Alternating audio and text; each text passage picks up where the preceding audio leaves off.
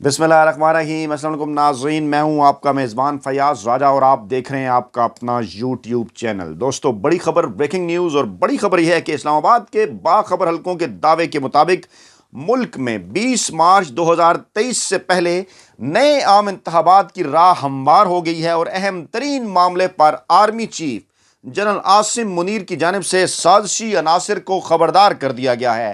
اسی دوران آصف زرداری، نواز شریف اور ملا فضل الرحمان کے درمیان ملک کی موجودہ سیاسی صورتحال کے حوالے سے ایک اہم ترین رابطہ ہوا، جس کے بعد تینوں سیاسی جماعتوں کی دوڑیں لگ گئیں اور اہم ترین معاملے میں chief justice of Pakistan justice Umar Ata Bandial نے بھی گیم ڈال دی۔ تفصیلات آپ کے سامنے رکھیں گے۔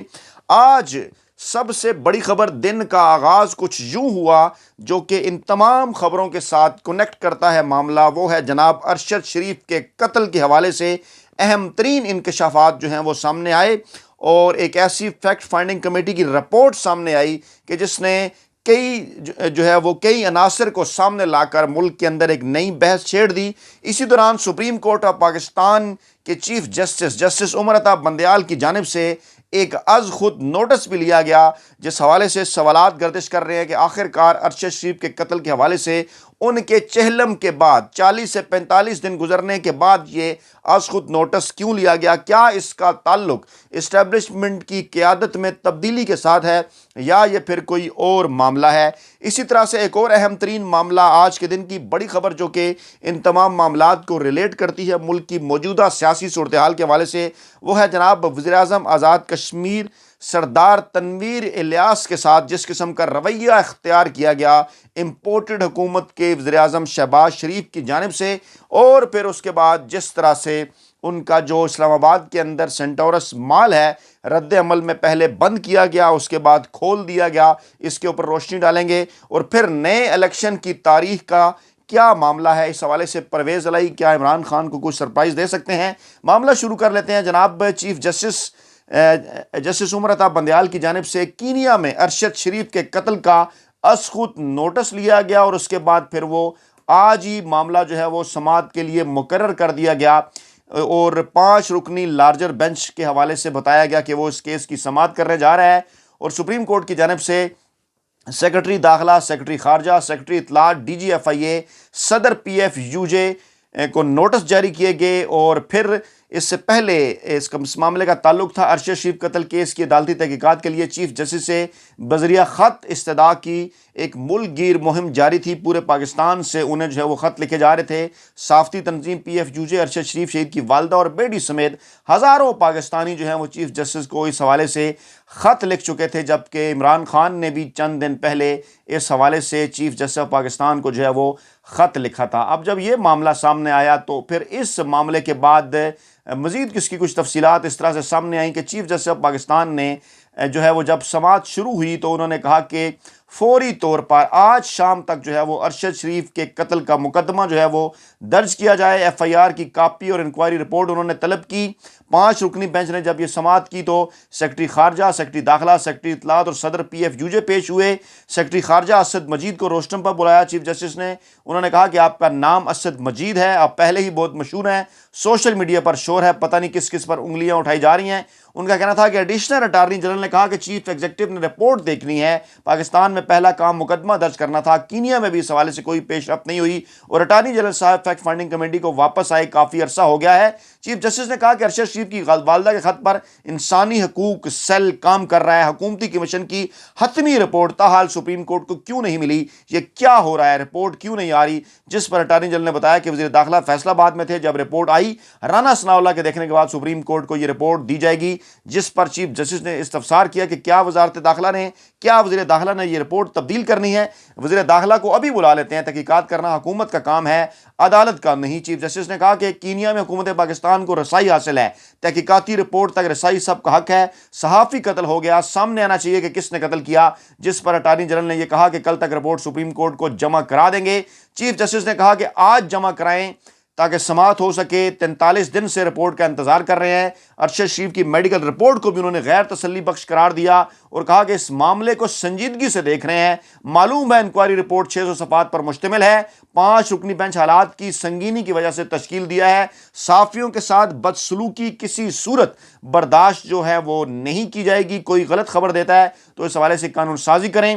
23 اکتوبر سے آج تک صرف عدالت کو میڈیکل رپورٹ مل سکی۔ سینئر ڈاکٹر نے میڈیکل کیا لیکن رپورٹ تسلی بخش نہیں۔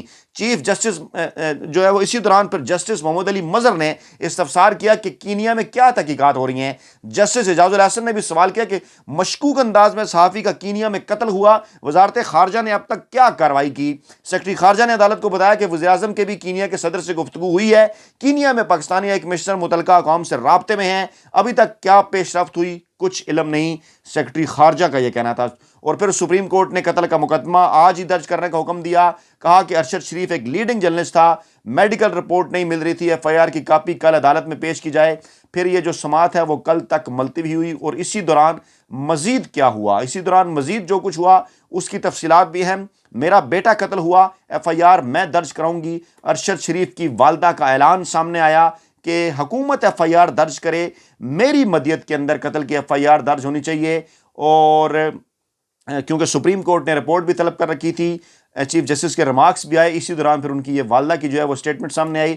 پھر جو ہے وہ فیکٹ فائنڈنگ کمیٹی کی رپورٹ کی جانب جانے سے پہلے ایک اور اہم ترین بات جو آپ کے سامنے رکھنی ہے وہ جناب کہ پولیس نے پھرتی کا مظاہرہ کیا اور ارشد شریف کی والدہ کی مدیت کے بغیر مقدمہ درج کر لیا، جس کے رسپانڈ میں وہ بیان بھی آپ کے سامنے رکھا۔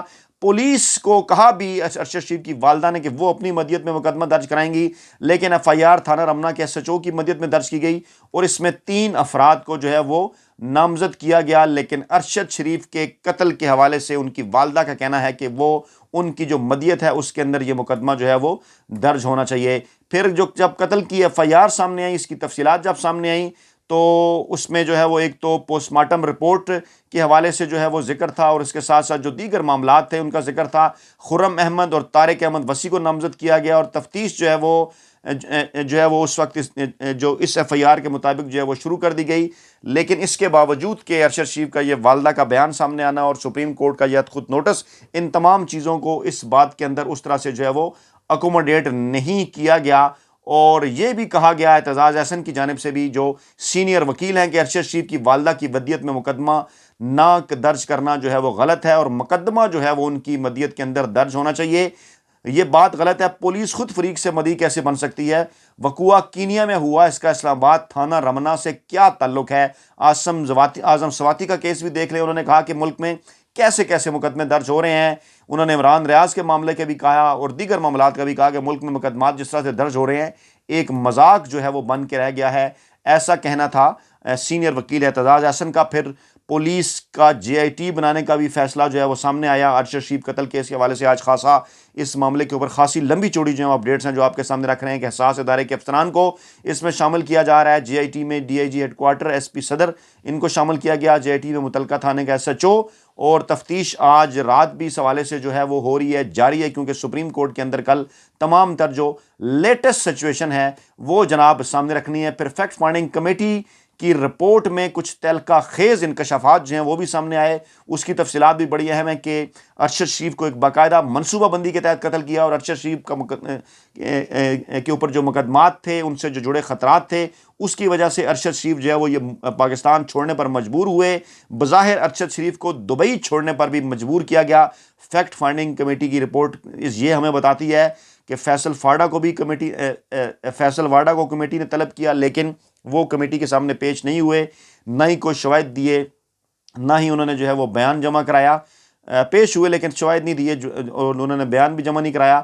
تحریری سوال نامہ انہوں نے مانگا، تاہم سوال نامے کا حال انہوں نے جواب جو ہے وہ جمع نہیں کرایا۔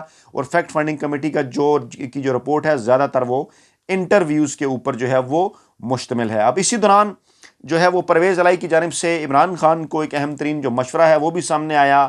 ذرائع کا یہ دعویٰ ہے کہ ان کی جانب سے مشورہ دیا گیا کہ 3 ماہ بعد جو ہے وہ اسمبلیاں توڑی جائیں۔ اب 3 ماہ بعد سے کیا مراد ہے کہ کیونکہ 3 ماہ بعد اگر اسمبلیاں توڑی جاتی ہیں تو پھر الیکشن جو ہے وہ اگر مارچ میں جو ہے اسمبلیاں توڑی جائیں تو پھر الیکشن جون کی جانب بڑھ سکتے ہیں۔ پاکستان تحریک انصاف کی جانب سے کہا جا رہا ہے کہ ہر صورت جو ہے وہ جو 20 دسمبر سے پہلے جو ہے وہ اسمبلیاں توڑی جائیں گی اور 20 مارچ کو انتخابات ہوں گے. کیسے اور کیوں اس کی تفصیلات آگے چل کے آپ کے سامنے رکھ رہے ہیں. لیکن حکومت کی جانب سے ایک مخصوص ایجنڈے کے تحت بار بار یہ بات کی جا رہی ہے کہ اکتوبر کے مہینے میں الیکشن ہوں گے، اور اس حوالے سے کہا جا رہا ہے کہ اگست میں اگر اسمبلیاں مدت پوری کرتی ہیں تو 12 اکتوبر الیکشن کی تاریخ ہوگی. لیکن ذرائع کا یہ دعویٰ ہے کہ اس حوالے سے مذاکرات جو ہیں وہ دونوں سائڈز کے درمیان جو ہیں وہ جاری ہے. ایک طرف مارچ کی بات کی جا رہی ہے، ایک طرف جو ہے وہ اکتوبر کی بات کی جا رہی ہے. کچھ درمیانی ذریعے اس بات کی کوشش کر رہے ہیں کہ بجٹ دینے کے بعد جو ہے وہ مئی کے مہینے میں الیکشن کا جو ہے وہ اعلان کر دیا جائے. پھر فواد چودھری کی جانب سے اہم ترین بیان سامنے آیا. صدر عارف الوی سے اسحاق ڈار کی ملاقات سے متعلق انہوں نے بڑا اور اہم ترین انکشاف کیا. انہوں نے کہا کہ اسحاق ڈار نے صدر عارف الوی سے ملاقاتوں میں اس بات پر الیکشن کے لیے بات چیت پر آمادگی کا اظہار کیا اور نواز شریف سے مشاورت کا وقت مانگا. اور کیونکہ 75% ضمنی انتخابات کیونکہ پاکستان تحریک انصاف جیت چکی ہے، یہ لوگ گھبرا گئے ہیں، الیکشن کراتے ہیں تو پاکستان تحریک انصاف جیتے گی. کوشش ان کی یہ ہے کہ کسی طرح عمران خان کو سیاست سے نکالا جائے. جس طرح یہ جہاز پر آئے ہیں اسی طرح جہاز پر چلے جائیں گے. الیکشن سے یہ بھاگ رہے ہیں کیونکہ یہ عمران خان کی مقبولیت سے خوف زدہ ہیں. انہوں نے کہا کہ اسمبلیاں ہم توڑ دیں گے مگر نئی قیادت جو کہ اسٹیبلشمنٹ کی آئی ہے ان کے فیصلوں کا انتظار ہے. دیکھتے ہیں کہ اسٹیبلشمنٹ کیا فیصلے کرتی ہے، اس کے بعد ہم بھی اپنے فیصلے کریں گے. ہم کوئی لڑائی اسٹیبلشمنٹ کے ساتھ نہیں چاہتے. ماضی میں بعض شخصیات کی جانب سے جو کچھ ہوا اس کے رد عمل میں ہمارے بیانات جو ہیں وہ سامنے آئے. انہوں نے کہا کہ اگر حکومت 20 دسمبر تک الیکشن پر تیار نہ ہوئی تو 21 دسمبر کو اسمبلی تحلیل کر دیں گے، اور ہماری پوری کوشش ہے کہ 20 مارچ سے پہلے ملک میں عام انتخابات ہوں. 21 مارچ سے پاکستان میں رمضان المبارک کا آغاز ہے اور اس سے پہلے پاکستان تحریک انصاف یہ چاہتی ہے کہ 20 مارچ سے پہلے ہر صورت الیکشن ہو. انہوں نے آگے چل کر انکشاف کیا کہ اسحاق ڈار کی جو 2 ملاقاتیں ہوئیں صدر ڈاکٹر عارف الوی سے، اس میں اسحاق ڈار نے صدر صاحب سے کہا کہ حکومت الیکشن پر بات کے لیے تیار ہے. نواز شریف سے ہم مشورہ کر رہے ہیں، اب ہم بھی انتظار کر رہے ہیں کہ نواز شریف کا کیا جواب آتا ہے. اسحاق ڈار نواز شریف سے مشاورت کر کے صدر کو آگاہ کریں گے. ابھی تک اسحاق ڈار کی جانب سے صدر کو کچھ نہیں بتایا گیا. پھر انہوں نے پنجاب کے حوالے سے کہا کہ پرویز الہی اور مونس الہی سیاسی لوگ ہیں، سیاسی مفاد دیکھتے ہیں. ہماری طرف سیاسی مفاد نظر آیا تو یہاں آ گیا. ماضی کے فیصلے بھی پرویز الہی اور مونس الہی کے سامنے تھے. پرویز الہی اور مونس الہی یقین دہانی کرا چکے ہیں عمران خان کو کہ جب وہ کہیں گے اسمبلی توڑ دیں گے. پرویز الہی اور مونس الہی چاہتے ہیں اسمبلی ٹوٹتے ہی 90 دن کے اندر جو ہے وہ الیکشن ہو جائیں، اور اگر اسمبلی دسمبر کے اندر ٹوٹتی ہے تو پھر الیکشن کی جو تاریخ ہے وہ بھی بلا شبہ مارچ کی ہوگی. پھر عمران خان نے بھی کہا کسی اتحادی کی بات اگر اچھی نہیں لگتی تو کارکن اسے نظر انداز کر دیں. عمران خان نے لاہور کے اندر کچھ ویلاگر سے یہ ملاقات کی اور وہاں پر عمران خان نے یہ بات کی کہ اتحادیوں کی بات اگر ہماری لائن لینتھ کے مطابق نہیں ہے تو ایسی باتوں کو فی الحال درگزر کر دیں. اور کچھ لوگ اسمبلیاں تحلیل ہونے سے گھبرا رہے ہیں. اسمبلیاں تحلیل ہونے سے ہماری جو مقبولیت ہے وہ کم نہیں ہونے والی، بلکہ اس مقبولیت کے اندر جو ہے وہ اضافہ ہوگا. پھر عمران خان نے NRO-2 کی تفصیلات بھی ٹویٹر کے اوپر شیئر کی. انہوں نے کہا کہ جتنا نقصان NRO-1 سے ہوا تھا وہ یہ اس سے زیادہ شرمناک معاملہ ہے. 1100 ارب کرپشن کے کیسز کو استثناء دیا جا رہا ہے. تفصیل انہوں نے تمام تر شیئر کی کہ 2 بدمعاش خاندان ہیں اور ان کے ساتھی ہیں 10 سال میں قرض کو 4 گنا بڑھا چکے. NRO-2 اور بھی زیادہ شرمناک تھا. 1100 ارب روپے کے کرپشن کیسز دن دہاڑے، یہ بہت بڑی ڈکیتی ہے. یہ سیاسی کھیل کھیل رہے ہیں اور ملک سے چوروں کی حکمرانی کا جو خاتمہ ہے وہ بہت زیادہ جو ہے وہ ضروری ہے. پھر اسی دوران یہ خبر بھی آئی کہ آصف زرداری، نواز شریف اور مولانا فضل الرحمان نے رابطے کیے ہیں. پنجاب کے حوالے سے اہم ترین فیصلہ کیا ہے کہ فوری طور پر پنجاب میں کسی بھی مہم جوئی سے گریز کیا جائے. اس پر انہوں نے اتفاق کیا. سیاسی صورتحال پر تفصیلی مشاورت کی. اور پھر جناب علی یہ بھی اطلاعات ہیں کہ اسلام آباد میں سابق صدر مملکت اور پیپلز پارٹی کے صدر آصف علی زرداری نے کاف لیگ کے سربراہ چودھری شجاعت حسین کی رہائش گاہ پر ان سے ملاقات کی. طارق بشیر چیمہ بھی تھے. اور یہ کہا جا رہا ہے کہ پنجاب میں اب گورنر راج کی بجائے ان ہاؤس تبدیلی کی جو کوشش ہے وہ جاری ہے. نمبر گیم تبدیل کرنے کی جو ہے وہ کوشش کر رہے ہیں. آصف زرداری اس حوالے سے آپ کو پتہ ہے کہ تمام تر جو غیر قانونی اور غیر آئینی ذرائع وہ پہلے بھی استعمال کر چکے، دوبارہ سے جو ہے وہ اس حوالے سے وہ یہ ذرائع استعمال کر رہے ہیں. پھر ایک بڑا معاملہ جو ہے وہ آزاد کشمیر کے جو وزیر اعظم ہیں ان کے حوالے سے، اور شہباز شریف نے بھری محفل میں وزیر اعظم آزاد کشمیر کو جھڑکیاں دیں، طیش میں آگے بات نہیں کرنے دی. بجلی کے منصوبے کی تقریب تھی. سردار تنویر الیاس نے جب بات کرنے کی کوشش کی تو انہوں نے بات نہیں کرنے دی. پھر بار بار انہیں اشاروں سے بٹھاتے رہے، خفا ہو گئے.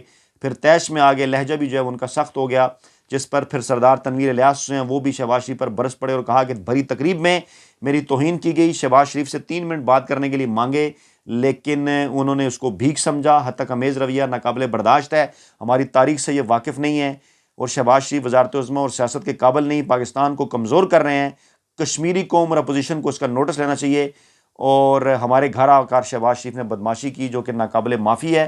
آزاد کشمیر کو حق نہیں دیں گے تو ہم بھی نہیں چلنے دیں گے۔ ذرا یاد کیجئے کہ جب راجہ فاروق حیدر صاحب آزاد کشمیر کے وزیر اعظم تھے اور جہاں پر مرکز میں عمران خان تھے، تو کس قسم کی زبان فاروق حیدر ان کے لیے استعمال کیا کرتے تھے، اور بڑے اینکر ویلے کالم نگار اور ملازم صحافی کس طرح سے راجہ فاروق حیدر کے پیچھے کھڑے ہوتے تھے۔ لیکن اب کشمیری عوام کے ووٹوں سے منتخب سردار تنویر الیاس پاکستان تحریک انصاف کے کیونکہ وزیر اعظم ہیں، انتخابی نشان ان کا بلہ تھا، عمران خان سے کیونکہ بغض ہے تو پھر ان سے بھی بغض ہے۔ اس معاملے کو کوئی اور ہی جو ہے وہ رنگ دے دیا گیا بڑے اینکروں، ویلے قلم نگاروں اور ملازم صحافیوں کی جانب سے، اور پھر عطا تارڑ جیسے صاحب کی جانب سے یہ بیان کہ وہ جو ہے وہ اسلام آباد میں انٹری بین کر دیں گے، جو ہے وہ وزیر اعظم آزاد کشمیر کی۔ کیا انہوں نے یہ سوچا کہ اگر شہباز شریف کی انٹری جو ہے وہ عمران خان یا وزیر اعظم آزاد کشمیر یا آزاد کشمیر کی انتظامیہ اگر وہاں بین کر دیتی ہے تو کتنی جگ ہنسائی ہوگی؟ یعنی کچھ عجیب و غریب قسم کے لوگوں کی اس وقت پاکستان کے اوپر حکومت ہے۔ پھر اس کے جواب میں کیا ہوا؟ تکرار کے جواب میں جو ہے سی ڈی اے نے جو ہے وہ سینٹورس مال کو رات گئے سیل کر دیا۔ اگر یہ معاملہ پہلے کا چل رہا تھا تو اس کے ساتھ انہوں نے کیوں لنک کیا؟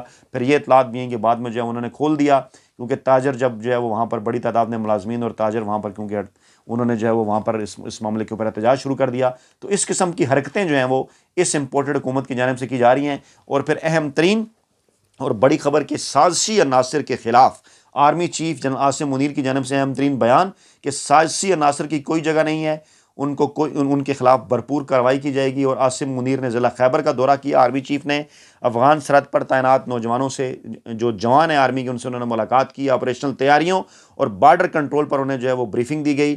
انہوں نے کہا کہ قبائلی عوام اور فورسز کی قربانیوں سے ریاست کی ریٹ مضبوط ہوئی، قوم کے تعاون سے دہشت گردی کے خاتمے کی جنگ جاری ہے، دیر پا امن اور استحکام کو یقینی بنائیں گے، مادر وطن کا دفاع ہر قیمت کی یقینی بنائیں گے، اور قربانیاں جو ہم نے دیں اس سے جو کامیابیاں حاصل ہوئیں انہیں رائیگاں نہیں جانے دیا جائے گا۔ اور اہم ترین یہ بیان کہ سازشی عناصر کو کسی صورت جو ہے وہ پنپنے نہیں دیا جائے گا۔ اپنا بہت خیال رکھیے گا، دعاؤں میں یاد رکھیے گا۔